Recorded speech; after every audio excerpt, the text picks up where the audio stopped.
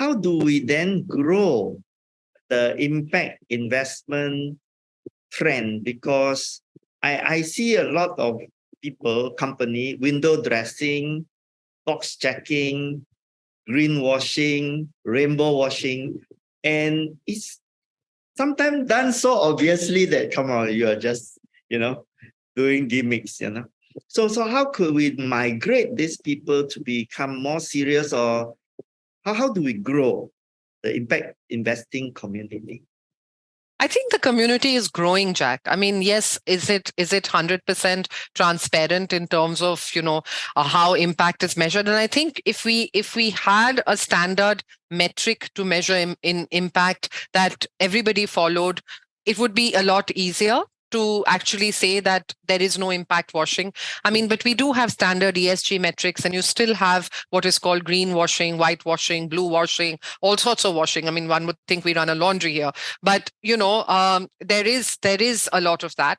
But it's also on the investor.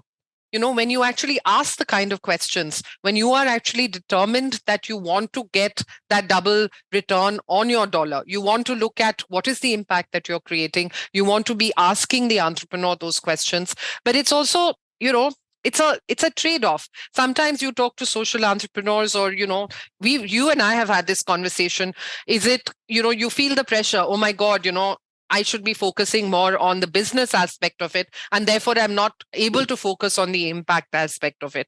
You have to be able to balance both. It's not easy, but you need to be able to balance both. And that's where it's important that, when you have an impact entrepreneur, when you have an entrepreneur that actually has built impact into his or her business model, he has support from investors to keep doing that. The hypothesis is that the investor has come to the table because they like the kind of impact that is being created on the ground. And if that impact was not being created, that investor would go somewhere else, because then they would have a lot of other choices in where to put their money.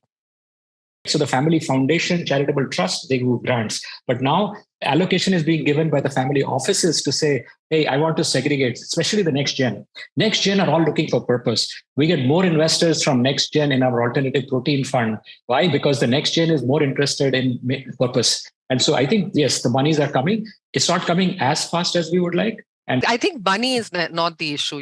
It's interesting. You hear from social entrepreneurs, or people looking for investment. They're like, oh, I can't find investors. You talk to investors, they're like, I can't find investable opportunities. I think we need to have more viable marketplaces where investors and investees can actually find each other, and we can find packages of deals that come at different aspirational levels of returns, aspirational levels of maturity. And that's what hopefully we're trying to do at AVPN, and is actually creating a platform where investors and investee organizations can actually find each other.